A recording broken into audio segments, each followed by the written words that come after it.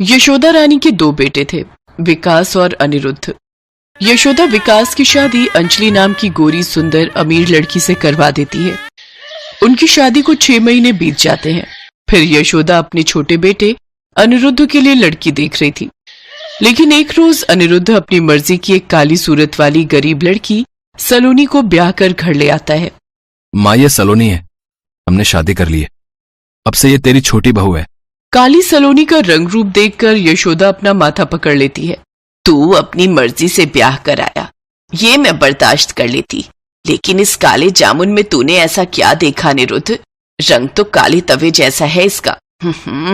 यशोदा बिना अपनी नई बहू का गृह प्रवेश किए अपने कमरे में चली जाती है। सलोनी की आंखों में आंसू आ जाते हैं।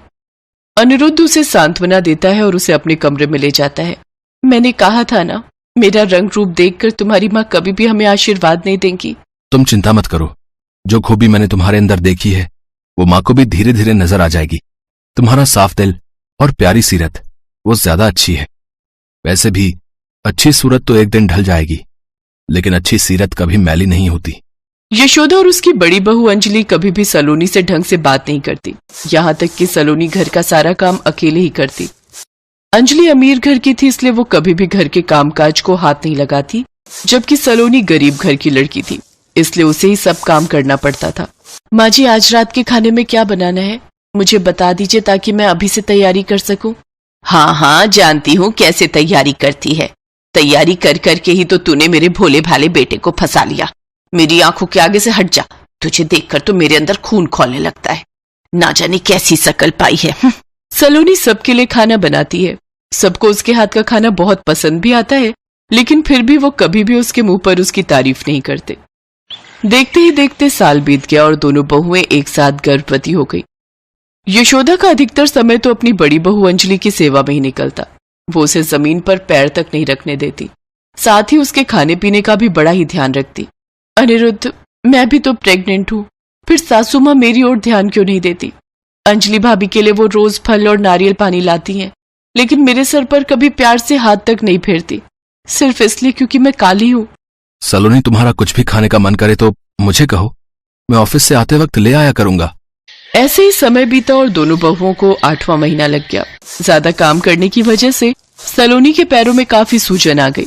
इस वजह से सलोनी उस दिन अपने बिस्तर पर ही रहती है। तभी उसकी जेठानी वहां पर आती है। क्या बात है, आज तो महारानी की तरह बिस्तर पर ही चिपकी पड़ी हो, बाहर सारा काम फैला पड़ा है। बाहर चलो, सासू माँ बुला रही है। दीदी, मेरे पैरों में बहुत सूजन आ गई है, जिस वजह से मुझे चलने फिरने में भी दर्द हो रहा है। ये सब तो चोचले हैं, मैं भी तो गर्भवती हूँ, लेकिन मुझे तो ऐसी कोई दिक्कत नहीं है। तभी उनकी सास यशोदा भी चिल्लाते हुए वहां आ जाती है। सुबह से अपने कमरे में पड़ी है महारानी, न खाना बनाया न घर का काम किया। अगर तबीयत खराब थी तो पहले से बताना चाहिए था ना, ऐसे थोड़ी ना होता है। माँ जी, मैंने कई बार आवाज दी लेकिन किसी ने सुना ही नहीं। आप ही देखिए मेरे पैरों में कितनी सूजन आ गई है। उसके पैरों में सूजन देखकर यशोदा भी हैरान थी, लेकिन वो उसे नापसंद करती थी, इसलिए गुस्से में कहती है, गर्भावस्था में ये सब होना तो आम बात है, इसका मतलब ये थोड़ी कि बिस्तर ही पकड़ लो। अंजलि बहू, आज इसे आराम ही करने दो, चलो हम दोनों रसोई में चलकर खाना बना लेते हैं। माँ जी, खाना और मैं? मुझे खाना बनाना आता ही नहीं है। अच्छे से जानती हूँ, लेकिन 1 साल से तो मैंने भी किचन में नहीं झांका। इस काले जामुन ने इतने अच्छे से घर संभाला हुआ है कि मुझे कोई चिंता नहीं होती। अगर उसका रंग काला ना होता तो मेरी सबसे अच्छी बहू वही होती। चलो चलो अंजलि बहू, मेरे साथ रसोई में चलो, अब मुझ बुढ़िया से भी अकेले काम नहीं होता। चलो बहू। दोनों सास बहू रसोई में जाकर खाना बनाती हैं, लेकिन उस दिन खाना अच्छा नहीं बनता। सब खा तो लेते हैं, लेकिन खाना किसी को भी पसंद नहीं आता, पर मन मारकर सब खा ही लेते हैं। ऐसे ही दोनों बहुओं के 9 महीने पूरे हुए और दोनों ने एक साथ बेटियों को जन्म दिया। गोरी बहू की बेटी गोरी और सुंदर होती है, तो वही काली बहू की बेटी उसी की तरह काली पैदा होती है। खुद तो काली थी ही, बेटी भी काली ही जन डाली। अनिरुद्ध, तू अपनी काली बीवी और बच्ची को संभाल, मैं चली अपनी गोरी बहू के पास, उसने तो बड़ी ही सुंदर बेटी को जना है। ये सुनकर सलोनी को बहुत बुरा लगता है। फिर अनिरुद्ध अपनी बेटी को गोद में उठाकर उसका नाम एंजल रखता है। नहीं, आप इसका नाम एंजल मत रखिए, सब इसका मजाक उड़ाएंगे। सलोनी, तुम इस डर से बाहर क्यों नहीं आ जाती हो कि तुम सांवली हो? और तुमने सांवली बेटी को ही जन्म दिया है। मैं तो उसका नाम एंजल ही रखूंगा, क्योंकि ये बिल्कुल एंजल जैसी है। उधर यशोदा रानी अपनी गोरी पोती का नाम सौंदर्य रखती है।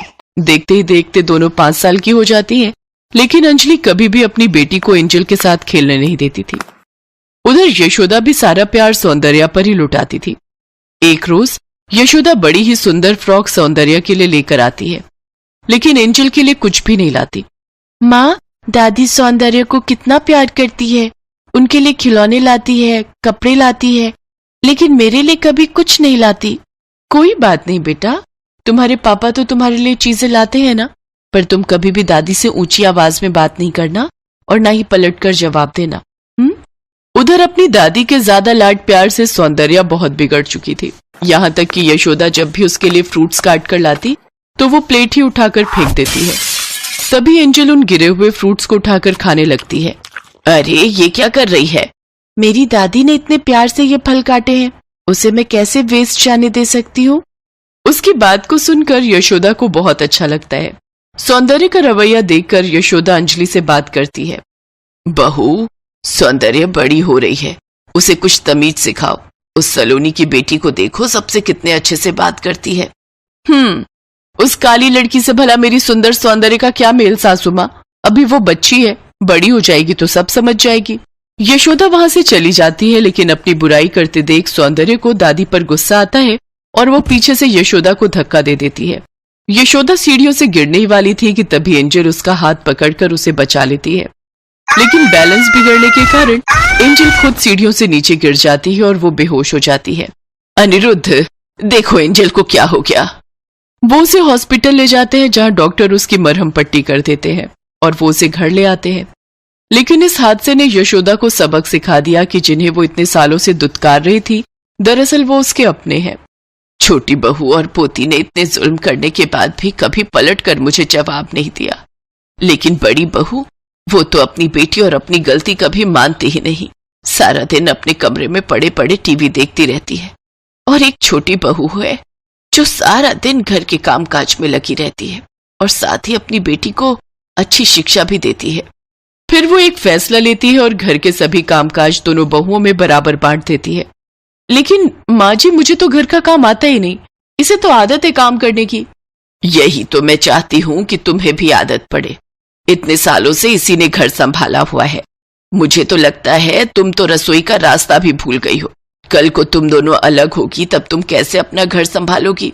अंजलि पर अपनी सास की बात का असर होता है, साथ ही उसे समझ आता है कि वो जो कुछ कह रही है सही कह रही है। सलोनी ने इतने सालों से सारे घर को संभाला हुआ है। आप बिल्कुल सही कह रही हो माँ जी, सलोनी ने इतने अच्छे से घर को संभाला हुआ है और हमें तकलीफ तक नहीं होने दी। आज हम उसके बिना एक कदम भी नहीं चल सकते। हमने उसे कितना बुरा भला कहा, लेकिन उसने कभी बुरा नहीं माना। वो सचमुच बहुत अच्छी है। उस दिन के बाद से यशोदा और अंजलि को अपनी गलती का एहसास होता है और वो सलोनी से माफी मांगती है। अब अंजलि भी सलोनी के साथ घर का बराबर काम करवाती और उसे अपनी छोटी बहन की तरह प्यार करती। दोनों देवरानी जेठानी अब आपस में प्यार से बहनों की तरह मिलकर रहती हैं। मत मारो अम्मा जी, मेरी बच्ची को छोड़ दो। मैं इसे यहाँ से लेकर कहीं दूर चली जाऊंगी अम्मा जी। अरे क्यों घबरा रही है? चुप करवाने ही तो भेजा है तेरी लड़की को। जरा सा दूध पिलाएंगे चुप हो जाएगी। कितनी देर से देख रोने की आवाज आ रही है। अब मेरे से लड़की का रोना नहीं देखा जा रहा था। अरे भीमा शेरा, क्या बात है? कितनी देर लगेगी बच्ची को चुप करवाने में? जल्दी चुप करवाओ। अम्मा जी छोड़ दो मेरी बच्ची को। आप ये गलत कर रही हो, मत करो ये पाप। मुझ दुखियारी माँ पर रहम करो, वरना। तेरी इतनी हिम्मत, अम्मा जी को उंगली दिखाती है? सुमन का पति किशोर सुमन को बुरी तरह पीटता है। चल छोड़ दे किशोर बेटा, रोने दे। ये बेटी के गम में बावली हो रही है, इसलिए कुछ भी बक रही है। तू जा, सो जा अंदर जाकर। कुछ ही देर में बच्ची का रोना बंद हो गया। सुमन की चीख मुंह में ही दब गई। सुमन, अम्मा जी की बड़ी बहू, जिसने आज सुबह ही एक लड़की को जन्म दिया था, पर अम्मा जी को पोती नहीं पोता चाहिए था, इसलिए उन्होंने सुमन की बेटी को मरवा दिया। सुमन शादी के बाद 3 बार मां बन चुकी थी, पर तीनों बार लड़की होने के कारण उसकी गोद सूनी कर दी गई। अगर सुमन अम्मा जी के खिलाफ जाती तो उसे इस घर से निकाल बाहर फेंक दिया जाता।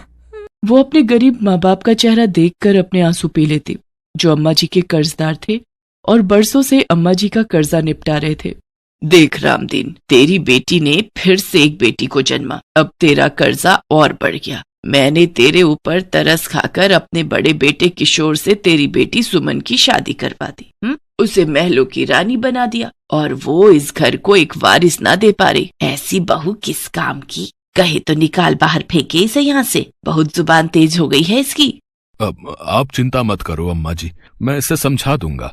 ये आपके सामने बिल्कुल नहीं बोलेगी, बिल्कुल चुप रहेगी। अरे तुझे यहाँ सारे ऐशो आराम मिल रहे हैं, फिर तो क्यों शोर करती है? अपने माँ बाप पर तो तरस खा। अगर अम्मा जी ने तुझे यहाँ से निकाल दिया तो हम गरीब माँ बाप तुझे कहाँ रखेंगे? कितनी बार समझाया है, अम्मा जी के सामने मुंह मत खोला कर। जैसे तेरा जीवन कट रहा है उसे काट ले। आज के बाद तेरी एक शिकायत न सुनो, वरना तेरी माँ और मैं दोनों जहर खाकर मर जाएंगे। सुमन की आंखों से आंसू सूख गए थे। वो तो अपनी बेटी के गम में बिल्कुल शांत हो गई थी।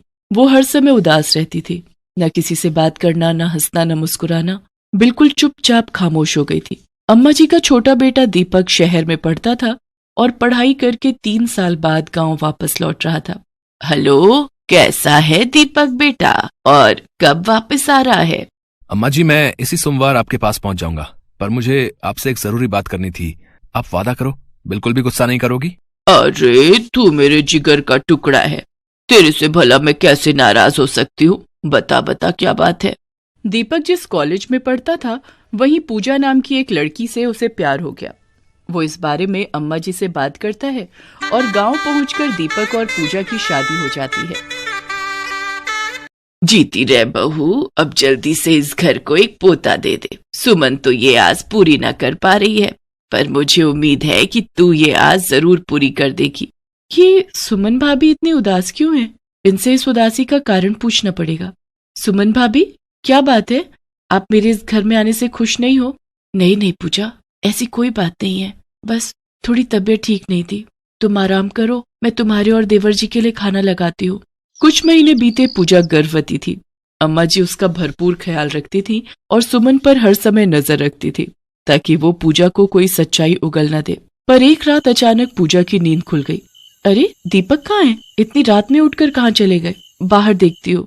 अम्मा जी क्या करूं, फिर से लुगाई ने इस लड़की को जन्म दे दिया। वो सो रही थी, इसलिए उठाकर इसे आपके पास ले आया। अब आप इसका कुछ करो। तभी एक औरत चिल्लाती हुई आ जाती है। तुम मेरी बच्ची को यहाँ क्यों ले आए? ये मेरी बेटी को मार देंगी। ए लड़को, इसके हाथ पकड़ लो, इसकी लड़की का इंतजाम करना है। लड़की के लिए दूध लाया जाए। अम्मा जी, आप अभी भी इसी तरीके से गांव की लड़कियों को मारती हो, पर कुछ भी हो, देखकर बड़ा मजा आता है। ये सब दरिंदगी देखकर पूजा के रोंगटे खड़े हो जाते हैं। तभी कोई उसके कंधे पर हाथ रखता है। पूजा घबरा जाती है। कौन कौन? सुमन भाभी, आप यहाँ?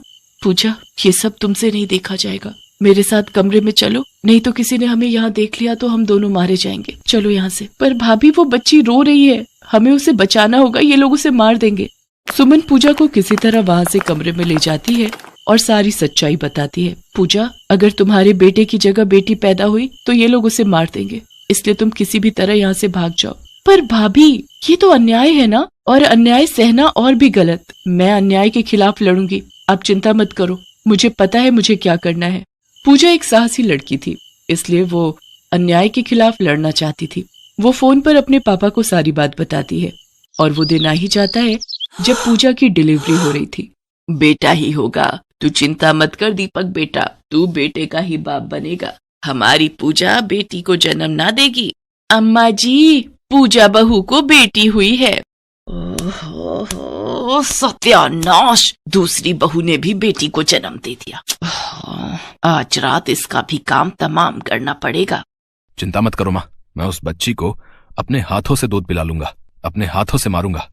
दाई घबराई हुई वहाँ से चली जाती है। पूजा होश में थी, वो सब बातें सुन लेती है। वो जानती थी कि उसकी बच्ची की जान को खतरा है, पर वो सही वक्त का इंतजार कर रही थी। वो घबराई हुई तो थी, पर हिम्मत नहीं हार रही थी। रात के समय अम्मा जी पूरी तैयारी के साथ बैठी थी। गुंडों ने पूजा के हाथ पकड़े हुए थे। दीपक, मुझे भरोसा नहीं था कि तुम इतना गिर जाओगे। मैंने तुम जैसे घटिया इंसान से प्यार किया, तुमसे शादी की। अरे तो मैंने तुम्हें प्यार किया तो तुम्हें इस घर में क्या कमी है? सारे ऐशो आराम तो तुम्हें मिल रहे हैं ना। बस बेटी पैदा करना इस घर में गुनाह है। बेटा पैदा कर दो और खुशी से रहो। अम्मा जी, दूध लाने में कितनी देर हो गई? जल्दी से जहर मिले दूध का कटोरा मुझे दो। कब से रो रो कर इस बच्ची ने मेरी नाक में दम कर दिया है। वो देख ले आए, इतना उतावला मत हो। अपने भाई को देख, वो भी तो शांत खड़ा है, 3 बच्चियां मार चुका है अब तक अपनी। चल ये ले दूध पिलाकर इस बच्ची को दुनिया से मुक्ति दे दे। इन सालिमों के होते हुए कोई बिटिया पैदा नहीं होना चाहेगी। ना ना इस देश लाडो, कभी ना ना। चुप हो जा पूजा, हमारी बेटियों को इस दुनिया में आने का कोई हक नहीं है। खुद एक औरत होकर एक औरत का खून करने वाली हो तुम अम्मा जी, तुम्हें औरत कहलाने का कोई हक नहीं। अम्मा जी के सामने बोलती है, तेरी इतनी हिम्मत, अभी तेरी बेटी के साथ साथ तेरा भी मुंह बंद करता हूँ। दीपक जैसे ही पूजा पर हाथ उठाने लगता है, अचानक पूजा के पिताजी पुलिस को लेकर वहाँ पहुँच जाते हैं। खबरदार, जो किसी ने हिलने की हिम्मत की, मैं गिरफ्तार कर लो सबको। अम्मा जी, तुम्हारा अत्याचार इस गांव की औरतों पर बहुत हो लिया। अब जितने भी दिन बच्चे हैं ना, जेल की सलाखों के पीछे काटना। तुम मुझे जानते नहीं हो, इस गांव पर मेरा राज चलता है, मुझे छोड़ दो। इंस्पेक्टर साहब, ले जाइए इस जालिम औरत को, इसने बहुत सी बच्चियों का खून बहाया है, इसे तो फांसी की सजा होनी चाहिए।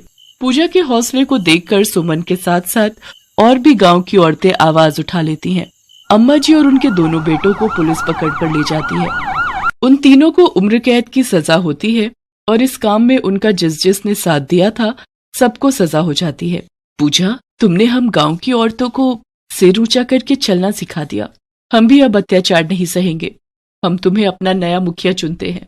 आज से इस गांव की किसी भी बेटी पर कोई अत्याचार नहीं होगा। वो पढ़ेगी, लिखेगी, अपने पैरों पर खड़ी होगी और अपने गांव और देश का नाम रोशन करेगी। बस मेरा यही सपना है। पूजा की हिम्मत से सपना साकार हुआ और उस गांव में बदलाव आ गया। उस गांव की बेटियां अपने घर में सुरक्षित थीं। पूजा और सुमन दोनों ने मिलकर पूजा की बेटी केशवी की परवरिश की और उसे पढ़ा लिखा कर एक बड़ी डॉक्टर बनाया।